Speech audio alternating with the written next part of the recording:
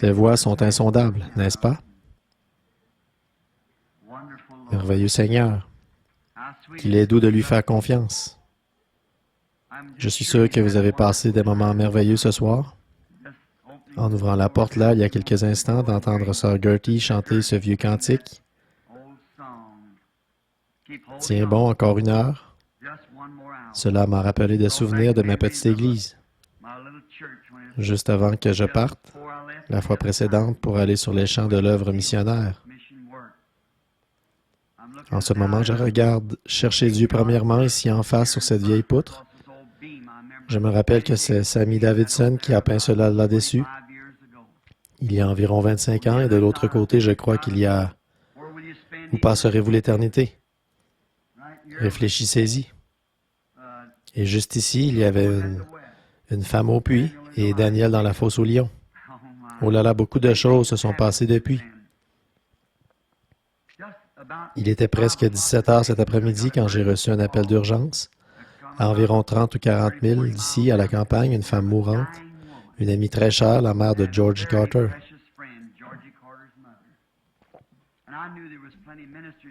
Je savais qu'il y aurait beaucoup de ministres ici capables d'assurer la relève jusqu'à ce que je sois revenu. Edith aussi est très mal en point. Et pendant que nous étions là, le Seigneur Dieu est entré en scène. Sœur Carter est loin d'être mourante. Donc, nous sommes reconnaissants de cela.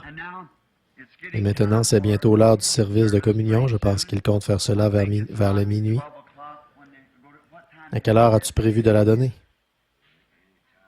Franaville dit n'importe quand à partir de maintenant, n'importe quand après 23h30.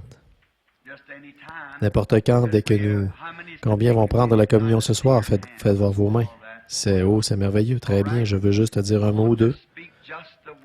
Je vais peut-être poser ma montre ici pour environ 10 ou 15 minutes et nous commencerons la communion. Maintenant, l'aimez-vous? Amen. Je sais que vous avez passé des moments merveilleux, n'est-ce pas?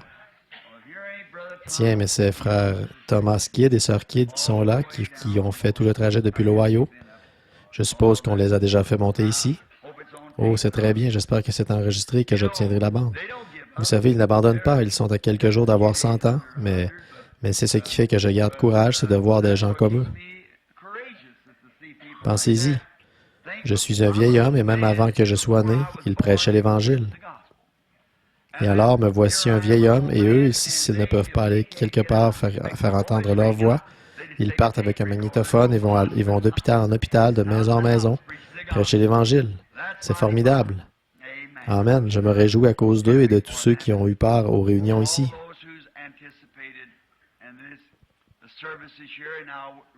Maintenant, souvenez-vous, nous allons annoncer cela, si le Seigneur le veut, là, dès que l'Église sera achevée, ce qu'il prévoit vers le 10 février, alors nous allons, si le Seigneur le veut, nous voulons prendre au moins 8 ou 10 jours, ou peut-être 2 semaines, sur les 7 sceaux de l'Apocalypse.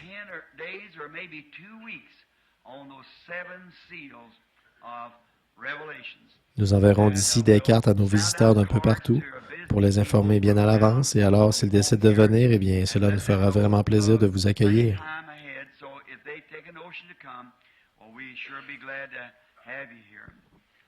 Et peut-être que le Seigneur nous accordera une autre manifestation de sa présence, comme il l'a fait la dernière fois, quand nous avons terminé le 7 âges de l'Église.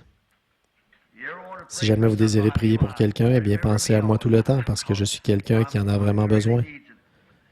Maintenant, ça me gêne un peu de prendre ces 10 ou 15 minutes ici pour dire un petit quelque chose avant que nous commencions, mais courbons la tête un instant.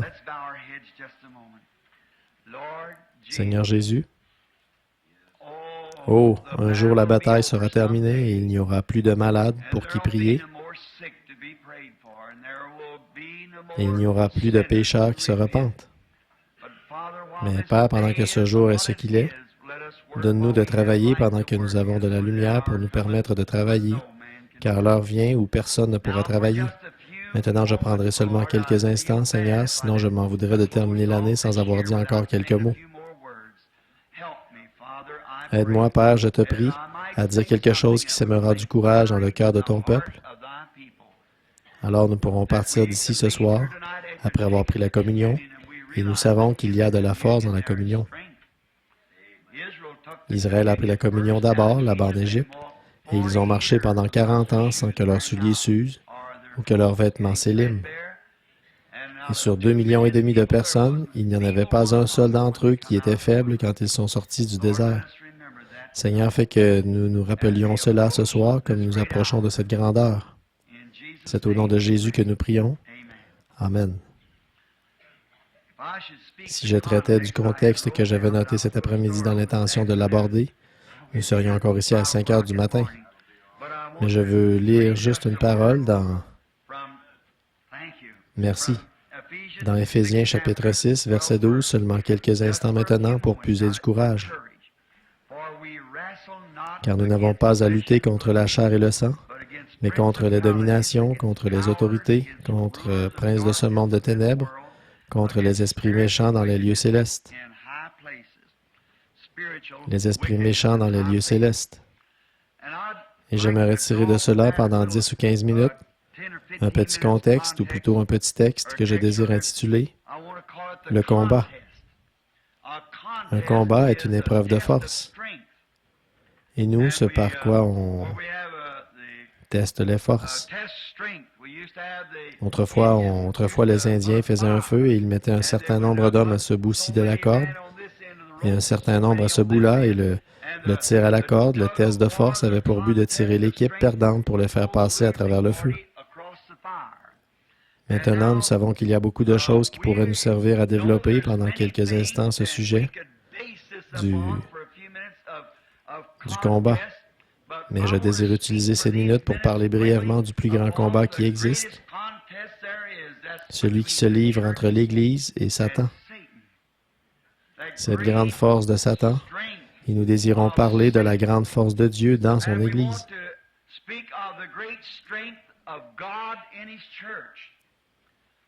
Maintenant, ce grand combat se poursuit depuis bien des années.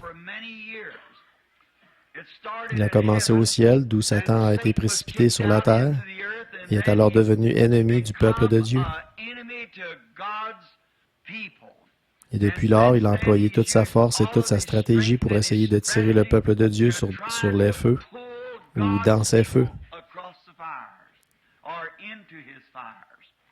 Et nous savons qui a le plus de puissance. C'est Dieu. Et Dieu, quand il a donné à son peuple la meilleure chose pour combattre Satan, il lui a donné sa parole. En effet, parce que la parole est Dieu, et qui est plus fort que Dieu. Donc, la parole est Dieu, et la parole devient notre force. Dieu, dans l'Église, devient la force de celle-ci pour tirer Satan dans ses feux qu'il a fait. Et la lutte se poursuit. Or, Jésus a dit dans Marc 16, « En mon nom, ils chasseront les démons. » Bon, je sais que c'est un vieux dicton que les gens, ou il y a un vieux dicton que, et en fait, il n'est pas si vieux, les gens ne croient pas aux démons aujourd'hui.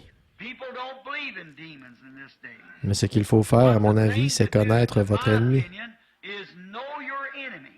Et connaître votre ennemi et vous entraîner pour le combat que vous allez livrer lorsque vous le rencontrerez.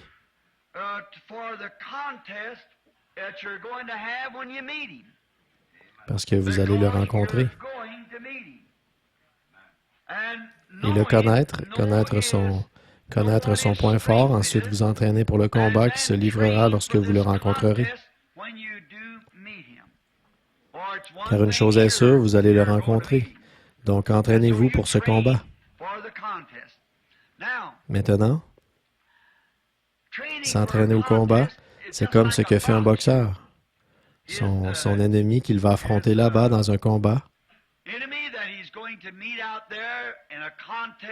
un match, un très bon boxeur d'habitude, il connaît et il étudie son adversaire. Il étudie ses frappes, sait d'où il décoche ses coups. S'il se penche en avant, s'il reste en arrière, s'il se bat de la main droite ou de la main gauche. Il étudie tout ça. Et si c'est un bon boxeur intelligent, il va se trouver un partenaire d'entraînement qui se bat exactement comme son adversaire, car il connaîtra alors tous ses coups lorsqu'il arrivera là-bas. Je trouve que ça, c'est une très bonne chose à faire pour les chrétiens. C'est vrai. Et maintenant, si vous voulez commencer à vous entraîner, commencez par Jean 3,16, la règle d'or. Commencez tout de suite avec cela, ce qui vous fera entrer sur le ring. Ensuite, entraînez-vous pour les coups qui mettent KO, parce que vous devrez les utiliser. Ça, tout le monde le sait. Vous devez vous entraîner à frapper votre ennemi. Et Dieu utilise toujours sa parole. Nous devons nous rappeler que Dieu utilise sa parole pour vaincre son ennemi. Si Dieu avait pu envisager ou donner à son peuple quelque chose de mieux avec quoi vaincre l'ennemi, il l'aurait fait. Donc, comme je l'ai toujours dit, quand Dieu prend une décision, c'est la meilleure qui soit. Il n'a jamais besoin de modifier ses décisions. Alors, la première décision, ce que Dieu a donné à son peuple dans le Jardin d'Éden, comme moyen de combattre l'ennemi, c'était sa parole. Ils étaient fortifiés par sa parole. Alors, l'ennemi va étudier notre stratégie par la parole.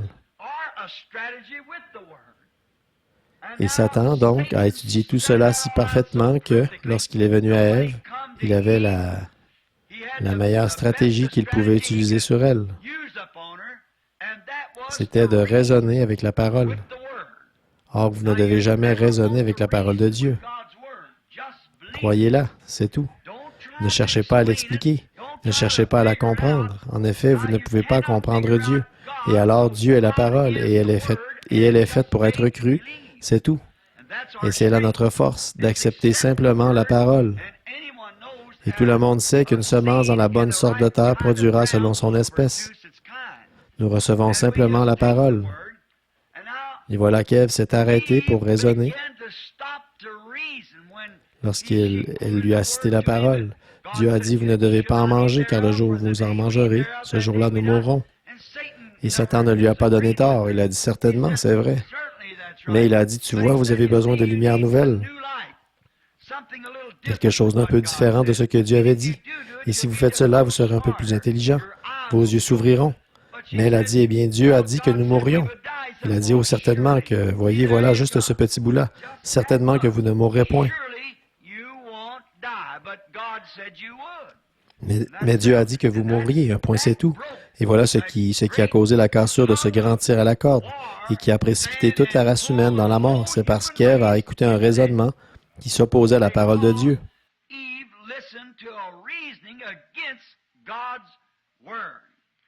Et c'est dommage qu'elle ait fait ça, mais c'est fait. Maintenant, par contre, nous sommes encore fortifiés, car le maillon a été refait en Jésus-Christ. Nous le savons, Dieu nous a donné notre meilleur moyen de défense et de se fier simplement à sa parole.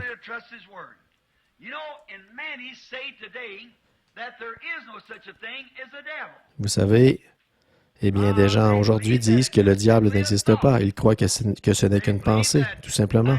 C'est ce qu'ils croient. Et il y a des gens qui croient que le Saint-Esprit est une bonne pensée et que le diable est une mauvaise pensée. Mais si vous remarquez, quand la Bible parle du Saint-Esprit, il a dit, quand il sera venu, lui, le Saint-Esprit. Et lui est un pronom personnel. Voyez? Donc lui, il est une personne. Et le diable est une personne. Et les démons sont des personnes.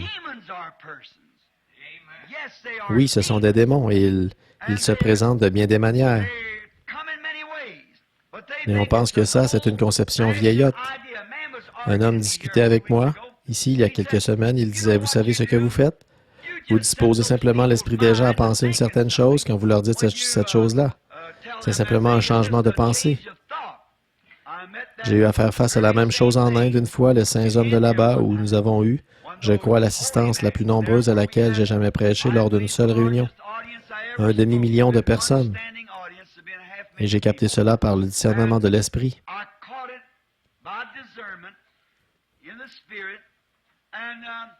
Ils voyaient le Saint-Esprit désigner des gens, les désigner dans l'assistance et dire différentes choses, et je captais leurs pensées.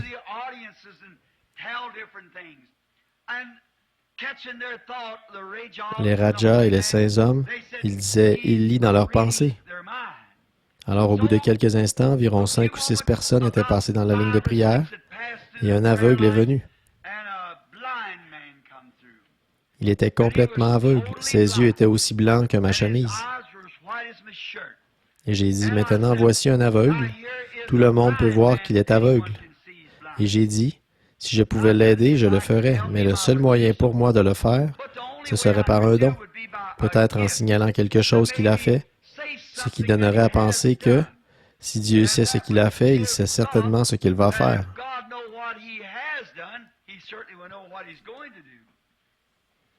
Alors j'ai dit, maintenant je le regarde. J'ai dit, c'est un adorateur du soleil. Il est aveugle depuis 20 ans. Et lorsque l'interprète le lui a dit, c'était exact. J'ai dit, c'est un homme marié, sa femme est plutôt petite et il a 2 fils, l'un d'environ 7 ans et l'autre de 9 ans. C'était tout à fait exact. J'ai dit leur nom, comment ils s'appelaient. Puis de l'assistance de l'enceinte où se trouvaient les gens, c'est venu comme une vague. C'est mental, c'est quelque chose comme de la lecture télépathique de pensée. Alors j'ai pensé, Seigneur, si tu veux bien me venir en aide, j'ai besoin de ton aide, Seigneur. Ces gens essaient d'assimiler cela de la télépathie. Ce n'en est pas et tu le sais, Seigneur. Pourtant, je leur avais donné le passage de l'Écriture, celui où Jésus a dit qu'il ne faisait rien sans que le Père le lui ait d'abord montré. Puis, en me retournant pour regarder cet homme de nouveau, je l'ai vu juste au-dessus, là, en vision. Il avait d'aussi bons yeux que les miens. Je me suis dit, c'est maintenant le moment. J'ai dit, cet homme est un adorateur du soleil. Voilà. Et il est devenu aveugle. Et j'ai dit, maintenant, là, il y a les prêtres mahométans, il y a les prêtres des Sikhs, des Jains et des différents types de religions, de Bouddha. Et cet homme désire recouvrer la vue. Or, vous direz qu'il adorait la création au lieu du Créateur. Je le crois aussi. Mais nous voici ici ce soir. J'ai dit, et aujourd'hui, on m'a reçu dans le temple des Jains où 17 religions étaient présentes pour m'interroger, et toutes, elles sont contre Christ. Toutes. Et j'ai dit, alors, et bon nombre d'entre vous, messieurs, vous y étiez. Maintenant, si Christ, c'est une fausseté, alors cet homme désire être dans le vrai, et certainement que le Dieu de la création qui a fait le monde sera le seul à pouvoir lui rendre la vue. Cela va de soi. Et j'ai dit maintenant, si n'importe lequel d'entre vous, le mahométisme étant la religion principale ici, si le prêtre mahométan vient lui rendre la vue, alors je me ferai disciple du mahométisme. Ou si le prêtre bouddhiste vient lui rendre la vue, mais que le Dieu qui l'a créé, le Dieu, il y a quelque part quelqu'un qui est Dieu, forcément, puisqu'on ne peut pas avoir une création sans qu'il y ait un créateur. Et il faudra un créateur pour créer la vue dans ses yeux. Voilà 20 ans qu'il est aveugle pour avoir regardé le soleil. Il pensait qu'il irait au ciel s'il le faisait. Cet homme a fait cela par ignorance. J'ai dit, qu'est-ce que vous, les prêtres bouddhistes, vous feriez? Vous changeriez seulement sa façon de penser. Vous diriez qu'il a eu tort. Eux, ils adorent leurs ancêtres morts. Et j'ai dit, bon, vous seriez d'avis vous diriez qu'il a eu tort, mais qu'est-ce que vous feriez? Vous changeriez sa façon de penser. Et j'ai dit, qu'est-ce que les Mahométans feraient? Ils changeraient sa façon de penser. Les Sikhs, les Jains, et ainsi de suite, ils changent la façon de penser des gens. J'ai dit, nous avons la même chose aux États-Unis. Tous les méthodistes veulent amener tous les baptistes à devenir méthodistes et les pentecôtistes veulent faire de tous les méthodistes des pentecôtistes. C'est un changement de pensée. Mais ce n'est pas de ça que nous parlons. Nous parlons de Dieu, le Créateur. Et j'ai dit sûrement que le Créateur parlera. Alors, je n'aurais pas dit ça s'il n'y avait pas eu cette vision, en aucun cas. Alors j'ai dit maintenant, lui, s'il vient lui rendre la vue, qu'il soit Dieu. Et j'ai dit, maintenant je mets au défi tout prêtre ou raja ou saint homme ou quoi que ce soit. Venez lui rendre la vue et j'adopterai votre philosophie. Vous aurez fait un converti. C'était le groupe de gens le plus silencieux que j'ai jamais entendu. Voyez, personne n'a bougé. J'ai dit, pourquoi êtes-vous si silencieux? J'ai dit, la raison pour laquelle vous l'êtes, c'est parce que vous ne pouvez pas le faire, et moi non plus, je ne peux pas. Mais le Dieu du ciel qui a ressuscité son Fils Jésus-Christ, dont nous sommes le serviteur, vient de me montrer en vision que cet homme va recouvrer la vue. Voyez, J'ai dit, maintenant, s'il n'en est pas ainsi, alors faites-moi expulser de l'Inde.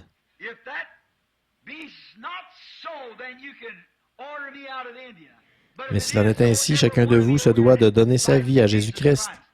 Je voudrais vous demander ceci. Combien ici donneront leur vie à Christ si cet aveugle recouvre la vue? Vous voyez vos prêtres, personne n'est monté ici. Pourquoi ne viennent-ils pas alors qu'ils vous ont dit que leur religion est si grande et si importante? Pourquoi quelqu'un ne vient-il pas dire quelque chose? Personne n'est venu. J'ai dit, alors vous, dans l'auditoire, si vous voyez cet aveugle qui est ici présent, et là, un médecin est venu examiner ses yeux. Il a secoué la tête, il a dit, il est aveugle. Alors j'ai dit, bien sûr qu'il est aveugle. Mais j'ai dit, si Dieu lui rend la vue, combien d'entre vous serviront Jésus-Christ? Et à perte de vue devant moi, des océans de mains noires.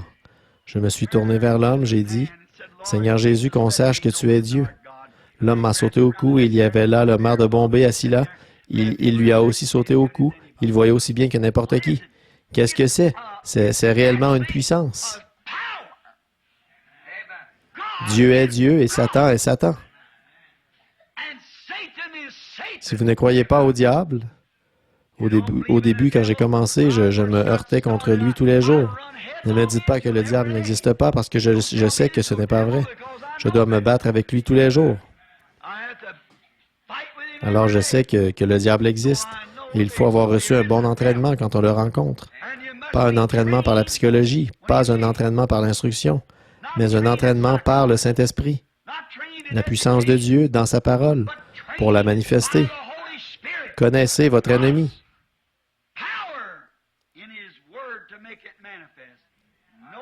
Oh, qu'il est cruel! Comme j'aimerais rester là en ce moment et insister là-dessus, parcourir la Bible pour vous montrer tout au long l'homme qui s'est trouvé face à face avec lui. Comment, dans le combat contre l'ennemi, ils se sont fortifiés par la parole de Dieu. Noé a vécu cette expérience. Il savait que Dieu lui avait dit qu'il allait pleuvoir.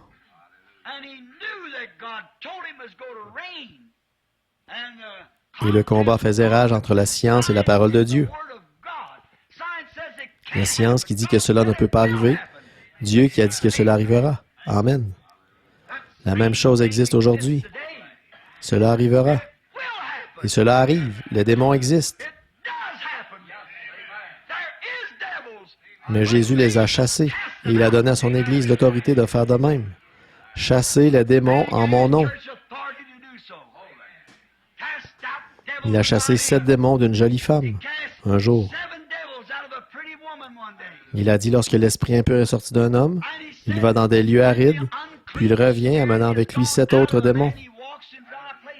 Donc, ça montre bien que si cet homme a été purifié de démons, quelque chose qui se trouvait en lui était sorti.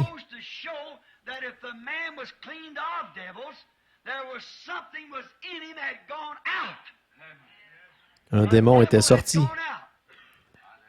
Maintenant, lorsque le diable est sorti, Dieu donne à Dieu la possibilité d'entrer. Donc, lorsqu'il sort, il faut laisser entrer le Saint-Esprit. N'en restez pas là. Sinon, si vous vous repentez seulement de vos péchés et que vous poursuivez votre chemin, alors vous serez pire que jamais. Mais ce lieu que Satan habitait et occupait autrefois, qu'il soit rempli du Saint-Esprit de Dieu. Et là, vous aurez en vous la force de la parole de Dieu manifestée, et vous chasserez les démons.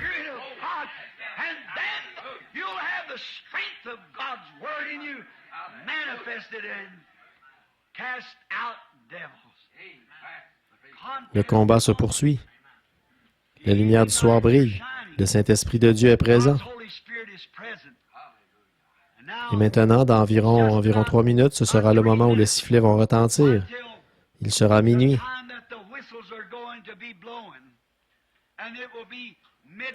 Alors, comme nous quitterons ce bâtiment pour rentrer à différents endroits et dans nos foyers, et pour affronter l'extérieur, pour affronter le monde, n'y allons pas comme nous l'avons fait dans le passé.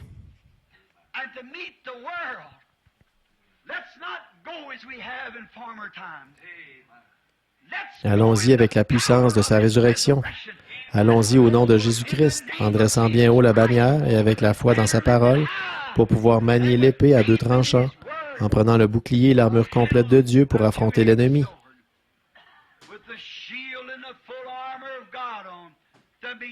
parce qu'il devient chaque jour plus fort et plus puissant. Alors que l'ennemi vient comme un fleuve, l'Esprit de Dieu lève un étendard contre lui. Si nous sommes arrivés à la fin de ces choses et si c'est avec nous que les mystères de Dieu ont été menés à terme, alors nous cherchons plus de force, une force pour l'enlèvement, pour affronter une force plus terrible, ce qui enlèvera l'Église et l'emportera dans la gloire. Il faut absolument que nous ayons ça. Affrontons 1963 avec ce défi. Nous sommes les serviteurs du Dieu vivant. Et comme Shadrach, Méchach et Abednego d'antan, nous ne nous inclinerons pas devant les démons de ce monde et nous ne retirerons pas ce que nous avons dit.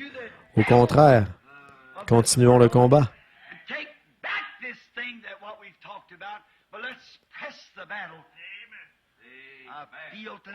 Je ressens ce soir, pendant que nous tendons l'oreille pour entendre ces sifflets, un peu ce que David a ressenti cette nuit chaude et redoutable où il s'est étendu là-bas, sous les buissons de mûrier, alors que l'ennemi était en éveil. Quelle heure cela a dû être pour David? Quel moment pour lui étendu là? Il ne savait pas de quel côté se tourner. Il ne savait pas quoi faire, parce qu'il savait qu'ils étaient plus nombreux que lui. Mais tout à coup, il a entendu un bruit de vent qui soufflait dans les cimes des buissons. Il a su que Dieu marchait devant lui et il est allé au combat.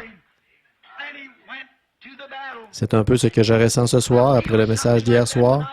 Je me trouve à l'heure la plus sombre à laquelle j'ai jamais fait face de toute ma vie.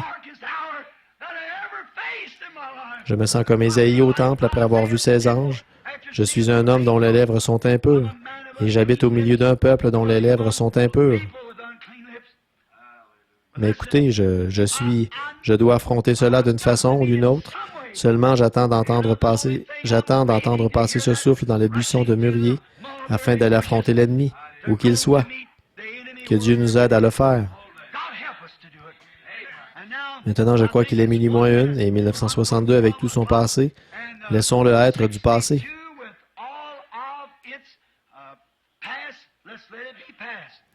Levons-nous maintenant, chacun d'entre nous. Le combat se poursuit. Chacun de vous. Paul a dit, oubliant les choses qui sont du passé, toutes nos erreurs de l'année dernière, je cours vers le but de la vocation céleste. Toutes les erreurs que j'ai faites pendant ces années passées, pardonnez-les-moi. Ô Dieu, pardonne-moi. Église, pardonnez-moi. Et le ministère que j'ai l'impression de ne pas avoir rempli convenablement, ô Dieu, pardonne-moi cela. Église, pardonnez-moi mes erreurs. Et je courrai vers le but de la vocation céleste en Jésus-Christ. Ce que demain nous réserve, je n'en sais rien, mais je sais qui tient 1963 dans sa main. Maintenant, levons nos mains vers Dieu et prions chacun à notre façon en faisant nos confessions et en demandant à Dieu de nous aider pendant l'année qui vient.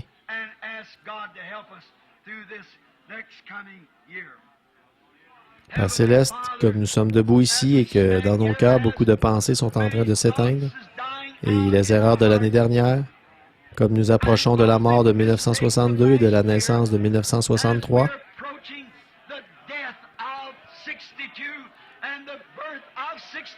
ô Dieu, fais que nous ayons gravi un échelon de plus sur l'échelle, afin que nous puissions alors voir Jésus et son programme. Que tous ceux qui sont ici, Seigneur, en prière, pendant que la vieille année s'éteint et que la nouvelle naissance de cette nouvelle année arrive, puissent le péché et l'incrédulité du vieil homme s'éteindre dans nos cœurs.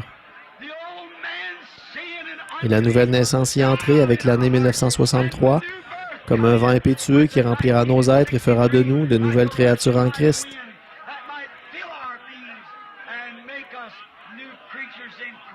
Fais de nous de bons serviteurs. Pardonne notre passé. Bénis notre avenir. Guide-nous, ô Seigneur Dieu, par ta main puissante, Jéhovah. Bénis les ministres qui sont ici. Bénis tous les laïcs, tous les visiteurs. Sois avec nous, Seigneur. Nous sommes tes serviteurs.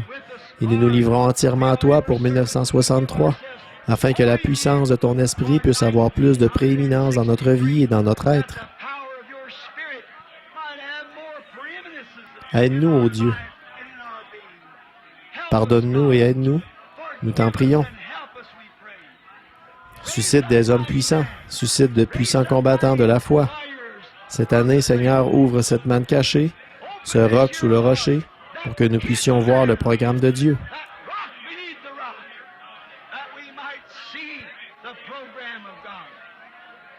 Coiffe la pyramide de notre vie, Seigneur. Place la pierre de fête, Jésus-Christ, sur chacun de nous, sans exception. Que ces grandes et magnifiques saintes bénédictions soient sur nous tous. Que le feu du Saint-Esprit vienne sur nous. Que la puissance de la résurrection soit manifestée. Ô Dieu, combien nous te remercions ce soir. Nous sommes à toi. Nous nous livrons totalement à toi, Seigneur. Alors que je vais là-bas, ne sachant ni où, ni comment, ni ce que je ferai, je mets ma confiance en toi, Dieu Tout-Puissant, que tu me guideras, moi, ton serviteur inutile, afin que je sois utilisé pour l'honneur et la gloire du Tout-Puissant. Accorde-le, Père. Accueille nos prières, bénis nos efforts, guéris ceux qui sont malades et affligés, tant spirituellement que physiquement, et fais de nous tes serviteurs. Nous sommes l'argile, tu es le potier. Façonne chacun de nous à ta manière pour que nous puissions former ensemble un solide assemblage avec Jésus-Christ, comme membre de son corps. Car nous le demandons au nom de Jésus, à cause de lui et pour la cause de l'Évangile. Amen et Amen.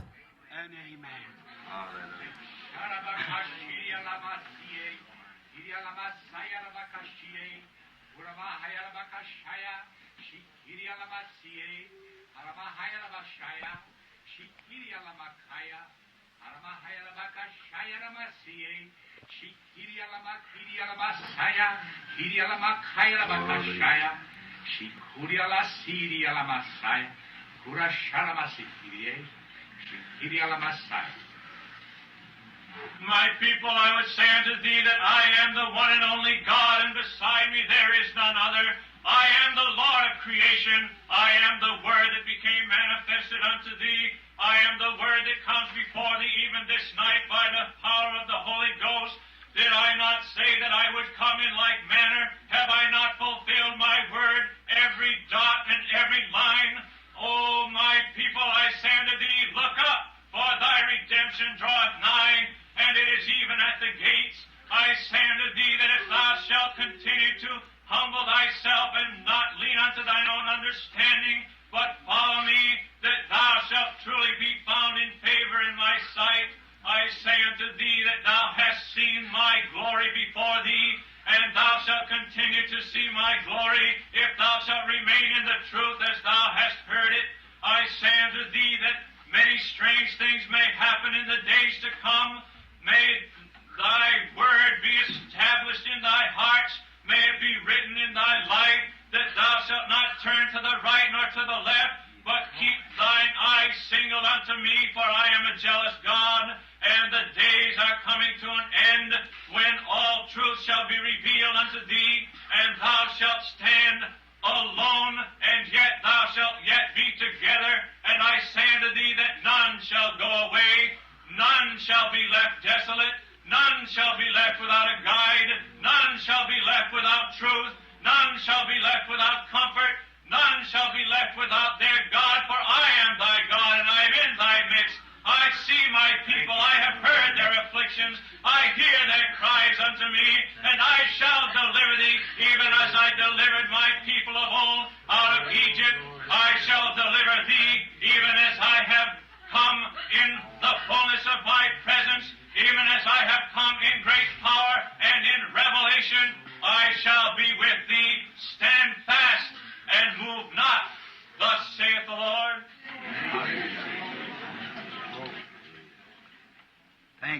Merci, Dieu notre Père. Nous te remercions pour cette exhortation du Nouvel An qui nous fait repartir avec l'espérance et la consolation de savoir ceci, grâce à ces paroles adressées à ces hommes qui n'étaient pas au courant. Le message est vrai et tu nous demandes d'y être fidèles. Nous ferons tout ce que nous pouvons, Seigneur, pour t'être fidèles, à toi et à ta parole. Accueille-nous au nom de celui qui nous a enseigné à tous que nous devons prier comme ceci. Notre Père qui es aux cieux, Que ton nom soit sanctifié. Que ton règne vienne. Que ta volonté soit faite sur la terre comme au ciel. Donne-nous aujourd'hui notre pain quotidien. Pardonne-nous nos offenses, comme nous aussi nous pardonnons à ceux qui nous ont offensés. Ne nous induis pas en tentation, mais délivre-nous du mal. Car c'est à toi qu'appartiennent dans tous les siècles le règne, la puissance et la gloire. Amen. Que le Seigneur vous bénisse et vous garde. Maintenant, ceux qui doivent rentrer chez eux, c'est maintenant 5 minutes après l'heure, c'est 5 minutes en 1963. Alors que Dieu vous bénisse et vous qui désirez rester pour la communion, vous êtes vraiment les bienvenus. Nous serons heureux que vous vous joigniez à nous. Ce n'est pas une communion fermée, c'est pour tous les croyants qui sont en communion avec Christ. Vous êtes les bienvenus si vous voulez rester pour prendre la communion avec nous. Et la raison pour laquelle nous faisons cela, c'est parce que c'est la première chose à faire, car nous nous mettons en route. Et Israël, avant de se mettre en route, ils ont immolé l'agneau et mangé des herbes amères, et ils se sont mis en route. Et je me suis dit, comme c'est opportun ce soir, l'agneau a été immolé, il a été préparé, c'est la fête et il est minuit. C'est à ce moment-là qu'ils l'ont mangé, vous savez, à minuit. Faisons de même, vous qui désirez rester avec nous et vous préparer pour ce voyage qui est à venir, qui nous attend, nous serons heureux que vous vous joigniez à nous. Que Dieu vous bénisse. Et vous qui devez partir maintenant, vous pouvez rentrer chez vous et que Dieu soit avec vous jusqu'à ce que je vous revoie. Amen. Les autres, vous pouvez vous asseoir et là, nous commencerons la communion. La sœur va... Très bien, monsieur. Jusqu'à ce que nous nous revoyions.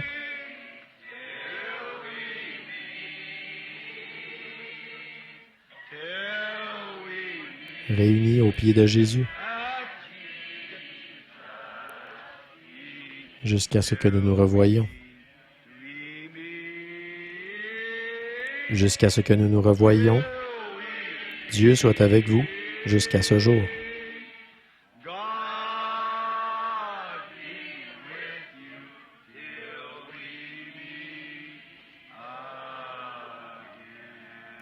Chantons-le de nouveau pendant que nous attendons. Vous savez que ceux qui doivent partir soient sortis. Nous devons être au calme, car ceci est une chose très solennelle. Je vais lire quelque chose dans l'Écriture ici, dans un instant, quelque chose de très, très, très bon. Maintenant, chantons-le de nouveau, jusqu'à ce que nous nous serrons la main à quelqu'un. S'il y a quelque chose qui ne va pas dans votre vie et que la personne à qui vous avez fait du tort est ici, allez vers elle maintenant et réglez la chose. Jusqu'à ce que nous nous revoyions.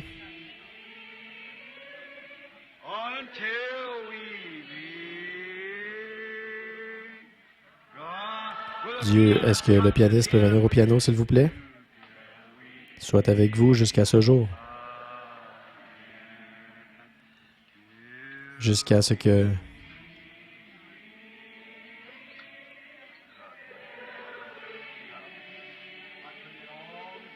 Je remets tout ça entre tes mains, Frère Neville.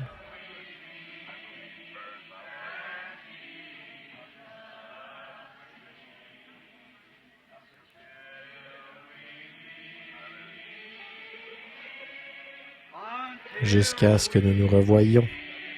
Dieu soit avec vous jusqu'à ce jour.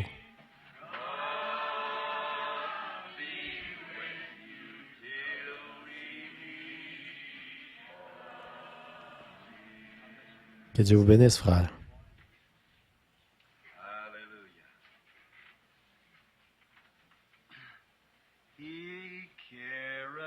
Il prend soin de toi. Il prend soin de toi. Dans la joie ou le chagrin, il prend soin de toi.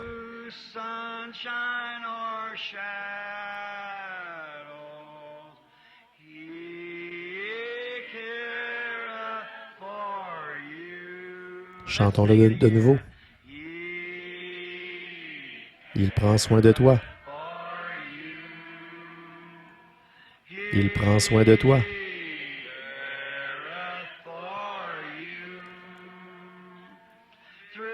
Dans la joie ou le chagrin, Il prend soin de toi.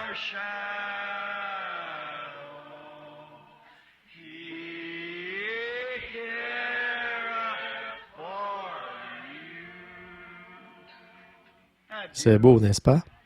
Chantons-le encore pendant que le calme se fait. Il ferme les yeux de toi. Il prend soin de toi.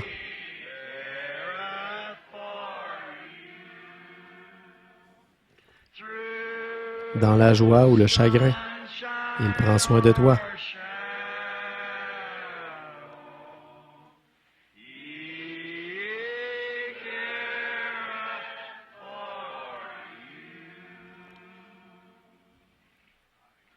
Père Céleste, nous sommes si heureux d'avoir découvert que cela est vrai. Pendant nos heures les plus sombres ou quand le soleil brille, il ne nous délaisse ni ne nous abandonne jamais. Nous sommes si heureux de cela, de ce que notre confiance ne soit fondée sur rien d'autre que sur le sang de Jésus et sur sa justice. Nous ne nous confions pas, Seigneur, dans la gloire de ce monde. Nous n'oserions jamais nous confier dans ses appuis, si agréables soient-ils. Nous nous appuyons au contraire entièrement sur le nom de Jésus. Combien nous te remercions, Père. Maintenant, nous sommes sur le point de participer à l'une des ordonnances naturelles, très peu nombreuses, que tu nous as laissées. L'une, c'était le baptême, l'autre, la communion, et la suivante, le lavage des pieds. Ô Dieu, nous y entrons donc de manière solennelle, sachant que cet agneau est l'agneau de la Pâque.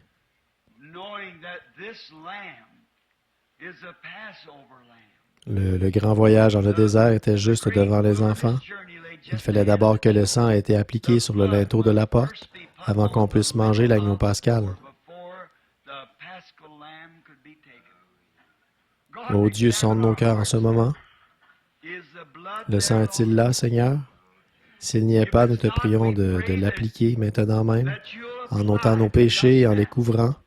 Alors ils seront séparés de nous, Seigneur, le péché de ce monde, et ainsi nous pourrons être saints et présentables devant notre Père maintenant, alors que nous venons prendre le corps et le sang versé de notre agneau, le Fils de Dieu, notre Sauveur.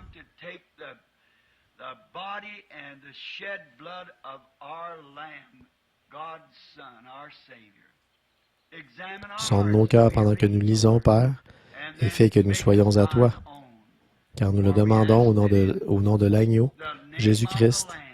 Amen. Dans l'Épître aux Corinthiens, au chapitre 11, je désire lire quelques versets, en commençant au verset 23, je lis ceci. C'est Paul qui parle à l'Église de Corinthe. Car j'ai reçu du Seigneur ce que je vous ai enseigné. C'est que le Seigneur Jésus, la nuit où il fut livré, prit du pain. Et après avoir rendu grâce, le rompit et dit, « Prenez et mangez, ceci est mon corps qui est rompu pour vous, faites ceci en mémoire de moi. » De même, il prit la coupe et après avoir soupé, prit la coupe. Mais après avoir soupé, excusez-moi, je vais le relire. De même, après avoir soupé, il prit la coupe et dit, « Cette coupe est la nouvelle alliance en mon sang. Faites ceci en mémoire, toutes les fois que vous en boirez, en mémoire de moi. Car toutes les fois que vous mangez ce pain et que vous buvez cette coupe, vous annoncez la mort du Seigneur jusqu'à ce qu'il vienne. C'est pourquoi celui qui mangera le pain ou boira la coupe du Seigneur indignement sera coupable envers le corps et le sang du Seigneur. Que chacun donc s'éprouve soi-même et qu'ainsi il mange du pain et boive de la coupe. Car celui qui mange et boit sans discerner le corps du Seigneur mange et boit un jugement contre lui-même. C'est pour cela qu'il y a parmi vous beaucoup de malades et d'infirmes, qu'un grand nombre sont morts. Si nous nous jugions nous-mêmes, nous ne serions pas jugés. Mais quand nous sommes jugés, nous sommes châtiés par le Seigneur afin que nous ne soyons pas condamnés avec le monde. Ainsi, mes frères, lorsque vous vous réunissez pour le repas, attendez-vous les uns les autres. Si quelqu'un a faim, qu'il mange chez lui afin que vous ne vous réunissiez pas pour attirer un jugement sur vous. Je réglerai les autres choses quand je serai arrivé. Quand je pense à ceci, ce moment des plus solennels, il est aussi écrit que lorsque cette communion a été donnée pour la première fois, et le lavage des pieds, que nous devrons omettre ce soir parce que nous n'avons pas d'eau.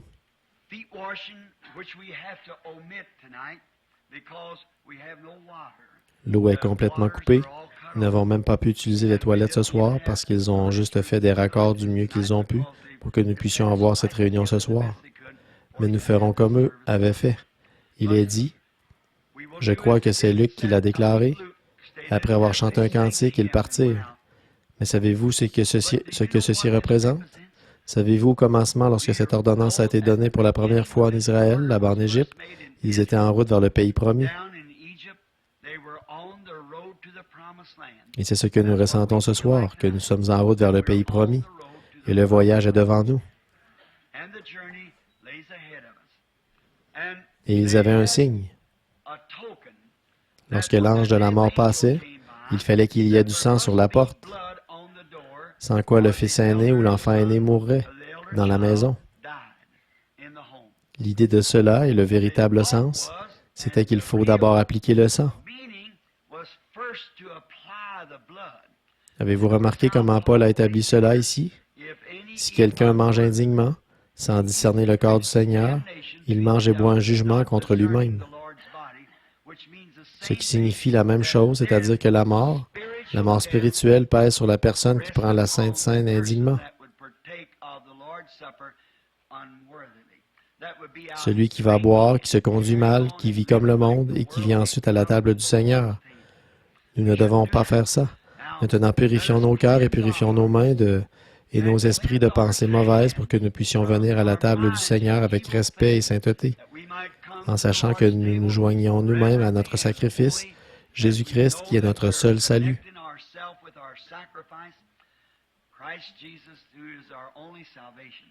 Et maintenant, ce soir, la manière dont nous procédons, c'est que l'un des anciens se tient là, frère Zabel, et je pense, frère Zabel, ce soir, si tu veux bien appeler d'abord les gens qui sont sur l'estrade, pour que ces gens descendent de l'estrade et forment la première ligne ici, s'il te plaît. Maintenant, frère Zabel va vous diriger dans quelques instants dès que nous aurons demandé la bénédiction sur la communion. Ce pain cachère, il est fait par des chrétiens.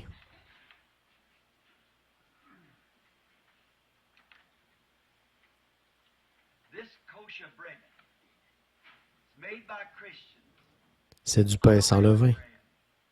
Et si vous remarquez, quand vous le mettez dans votre bouche, il est très rugueux. Ce doit être amer. C'est ridé, rompu, mélangé. Cela représente le corps rompu et mutilé de notre Seigneur Jésus. Oh, quand j'y pense, j'ai l'impression que mon cœur va s'arrêter.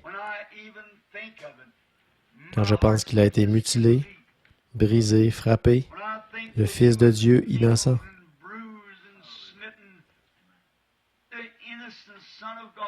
Savez-vous pourquoi il a fait ça? Parce que j'étais coupable. Et il est devenu moi un pécheur, pour que moi, par son sacrifice, je puisse être rendu semblable à lui, un fils de Dieu. Quel sacrifice! Courbons la tête. Dieu très saint, ce soir je tiens dans ce petit plat de métal ce pain qui représente le corps rompu, mutilé, brisé, frappé de notre Seigneur.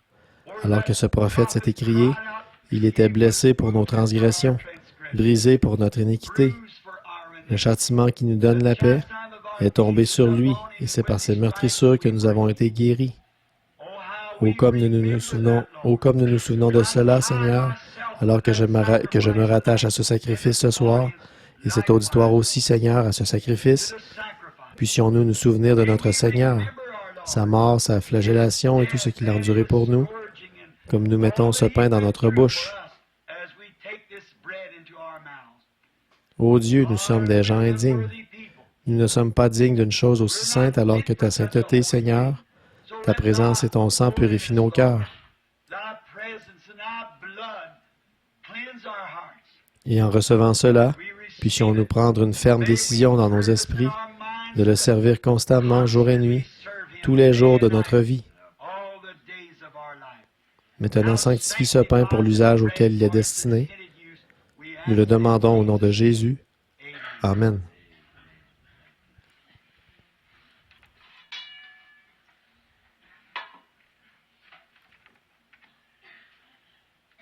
Et je tiens ceci dans mes mains, après environ 33 années de service, pendant lesquelles j'ai servi mon Seigneur et j'ai honte de moi-même.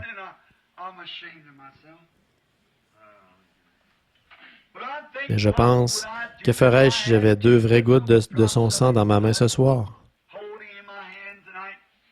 Qu'en ferais-je? Mais vous savez, j'ai dans mes mains, ce soir, à ses yeux, quelque chose de plus grand, ce qu'il s'est acquis par son sang, son Église. Donc, lorsque je tiens ceci, le jus de ses raisins, je pense à cela. Il a dit, je ne boirai plus désormais du fruit de la vigne jusqu'à ce que j'en boive de nouveau avec vous dans le royaume de mon Père. Alors remarquez, après que la guerre du péché sera terminée, la première chose que nous ferons lorsque nous arriverons de l'autre côté, ce sera de prendre la communion, la Sainte Seine. Courbons la tête maintenant pendant que nous bénissons ce vin. Notre Père céleste, quand je pense, en tenant ce vin ici qui représente le sang de Jésus, que c'est par ce sang qui coule que mes péchés ont disparu.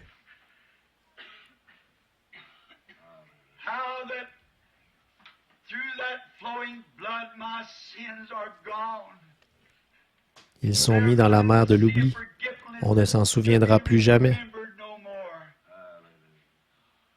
Et par ce sang, un garçon qui se mourait un jour, là-bas dans un hôpital, et tu m'as sauvé. Ô Dieu, combien je te remercie, Seigneur. Et puis tu m'as confié la charge par le Saint-Esprit de conduire les gens au calvaire et de leur montrer le chemin de la maison.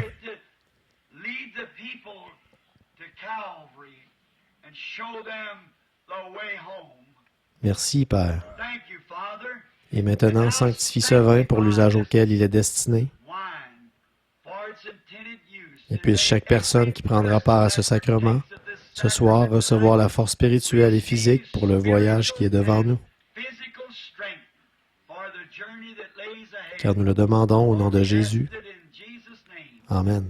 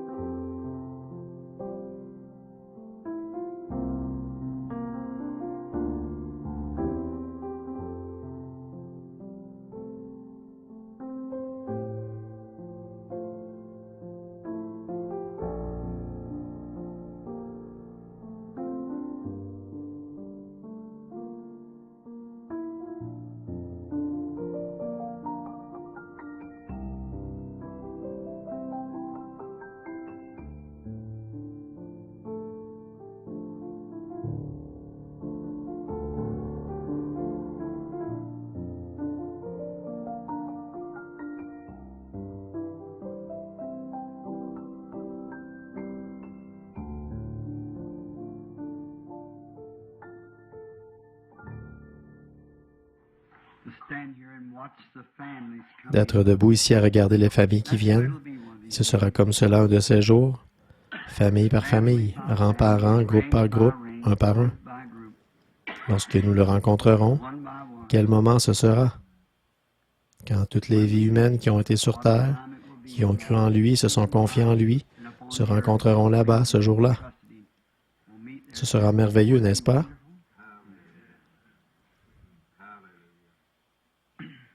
Nous devons remettre le lavage des pieds ce soir à cause de l'eau. Nous n'avons pas les installations qu'il faut en ce moment. Ce sera bientôt réparé, nous l'espérons.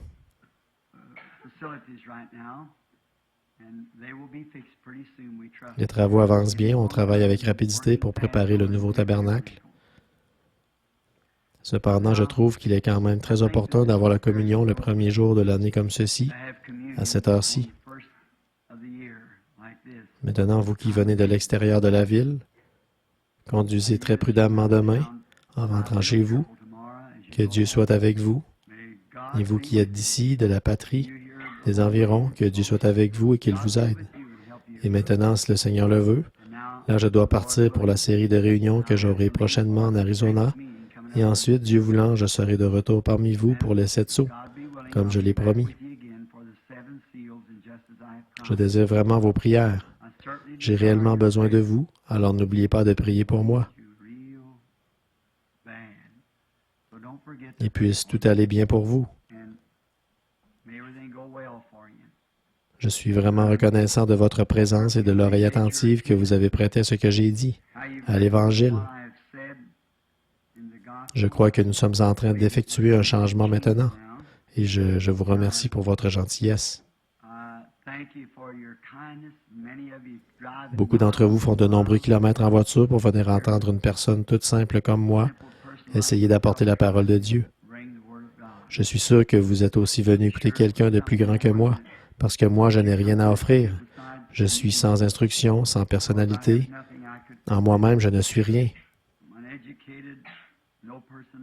Alors, quand je vois des gens qui font des centaines et des centaines de kilomètres en voiture et debout à attendre ici à 2 heures du matin, ce n'était pas pour quelque chose que moi je possède. C'est pour Christ. Je suis si heureux que vous l'aimiez. Et moi aussi, je l'aime. Et ensemble, nous l'aimons. Et parce que nous l'aimons, nous n'aurons jamais à nous séparer. Il se pourrait que nous nous séparions pour un peu de temps ici, alors que le temps passe, mais nous serons de nouveau réunis. Ma seule ambition a été d'essayer de conduire les gens à cet endroit. Et maintenant, pour commencer la nouvelle année, je veux vous dire non pas bonne année, mais je veux vous dire que Dieu vous bénisse. Et s'il le fait, vous aurez alors tout ce dont vous avez besoin pour l'année qui vient. Et j'ai confiance qu'il le fera. Et par sa grâce, nous allons essayer, pendant cette prochaine année, s'il me prête vie et vous prête vie par sa grâce, j'espère que je serai un meilleur pasteur l'année prochaine que je ne l'ai été cette année. J'espère que je serai un meilleur serviteur pour Christ. Je ferai de grands efforts pour essayer de vivre plus près, plus fidèlement pour apporter le message tel qu'il me le donne. Je vous l'apporterai de mon mieux, je ne retiendrai rien de ce qu'il voudrait que je vous transmette. Je ferai tout ce que je peux, et je sais que c'est aussi votre sentiment. Vous avez ce sentiment, nous désirons tous travailler ensemble maintenant, car les lumières du soir sont vraiment en train de pâlir, et le soleil se couche, il disparaîtra bientôt. La terre est en train de se refroidir, nous le savons, sur le plan spirituel. L'Église est en train de se refroidir et le réveil est terminé. Nous ne savons pas ce qui va arriver ensuite, mais nous ferons confiance à Dieu pour cela, quoi qu'il arrive.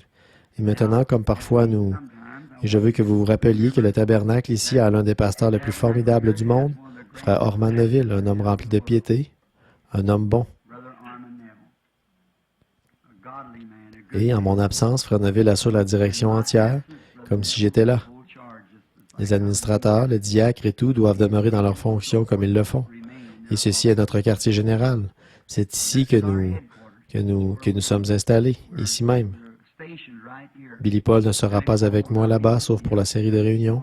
Il reviendra ici. Les affaires et tout continuent quand même à être gérées d'ici. Si je vais là-bas, cela ne signifie pas que je vous quitte. Je pars, vous comprenez, simplement par suite d'une vision. Je ne sais pas ce que cela signifie. J'ai confiance et je crois vraiment que ce sera pour l'avancement de toute l'Église. Et je sais que si nous suivons les directives du Seigneur, ce sera préférable pour nous tous. C'est tout ce que nous savons faire. Ce n'est pas facile pour moi. Je me souviens qu'une fois, dans le passé, j'ai dû m'éloigner de l'Église. Quelques-uns des vieux de la vieille, là, vous vous en souvenez. Je n'y arrivais pas. J'aime les gens. Quand j'étais un petit garçon, on ne m'aimait pas. Personne ne se souciait de moi quand j'étais gamin. Et moi, quand je trouvais quelqu'un qui m'aimait, je me disais que je mourrais volontiers pour lui. Et donc, parce que quelqu'un vous aime, quelqu'un se soucie. Une fois, je grimpais sur un poteau et mon crochet s'est détaché. Un vieux poteau de cèdre, le nœud était tout en haut, et je l'ai heurté avec mon éperon. J'ai fait un tour sur moi-même et je suis tombé d'environ 4 ou 5 mètres et je me suis accroché à l'aide de mes bras. Une dame a crié, elle se tapotait comme cela. J'ai toujours aimé cette dame, elle s'est souciée. Elle était quelqu'un qui s'était soucié, et je me disais toujours que quelqu'un qui se soucie de moi, je l'aime. Il y a quelque temps, j'étais en ville, je pensais aux jours d'autrefois et à ce que Dieu a fait pour moi, et je l'apprécie réellement. Et je vous remercie pour votre amour et pour votre fraternité. Jamais je ne chercherai à vous conduire dans une mauvaise direction. Ce sera toujours dans la bonne voie, pour autant que je sache. Et vous m'en êtes témoin, je n'ai jamais rien dit au sujet de moi-même. Cela a toujours été Jésus-Christ. Voyez, j'ai essayé de demeurer dans sa parole aussi étroitement que je le pouvais pour vous conduire et vous guider vers cet endroit. Et je vous remets maintenant entre les mains de Frère Neville, d'abord entre les mains de Dieu, et ensuite aux bons soins de Frère Neville, afin qu'il soit le berger de l'Église et qu'il veille sur l'héritage, jusqu'à ce que je puisse faire cette série de réunions et revenir vers vous. Confiant qu'à ce moment-là, je pourrai vous apporter une grande révélation de la part de Dieu, qui réjouira chaque cœur et glorifiera l'Église de Dieu. Nous avons l'habitude de prendre la communion. Je ne veux pas en dire plus long, vous savez ce que je ressens. Et je pense que le cantique que nous devrions chanter maintenant, c'est « Ma foi regarde à toi, toi, agneau du calvaire ». Et pendant que nous nous levons pour le chanter, serrons-nous la main les uns les autres et disons « Que Dieu vous bénisse ».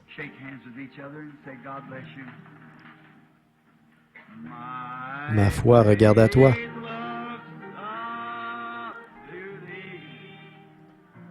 Dieu vous bénisse, mon frère. Que Dieu vous bénisse, sœur.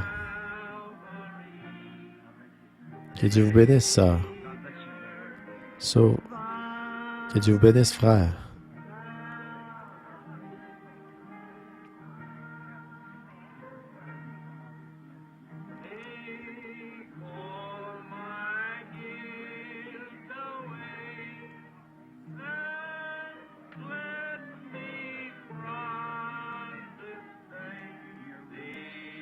Entier à toi. Maintenant, levons les mains vers lui. Ma foi regarde à toi. Toi, agneau du calvaire. Sauveur divin.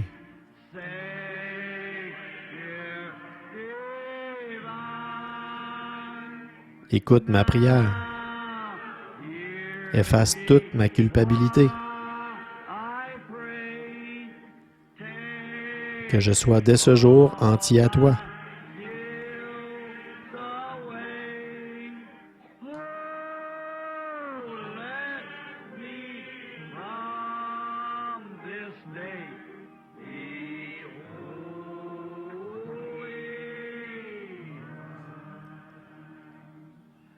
Jusqu'à ce que nous nous revoyions. Chantons jusqu'à ce que nous nous revoyions.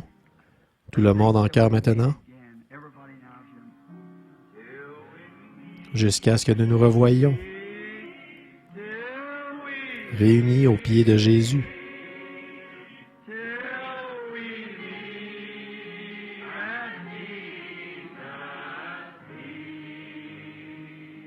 Jusqu'à ce que nous nous revoyions.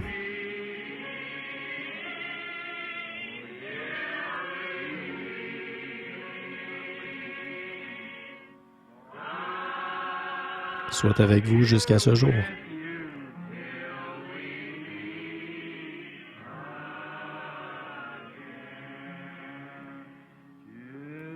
Jusqu'à ce que nous nous revoyions, réunis aux pieds de Jésus.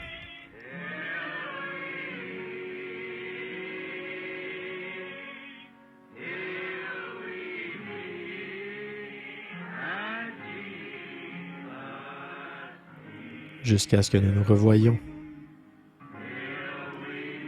Jusqu'à ce que nous nous revoyions.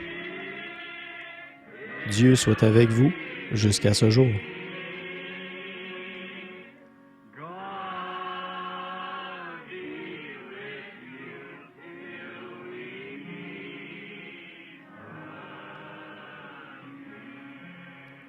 Maintenant, courbons la tête. Frère Neville, si tu veux bien terminer la réunion par la prière. Que Dieu vous bénisse.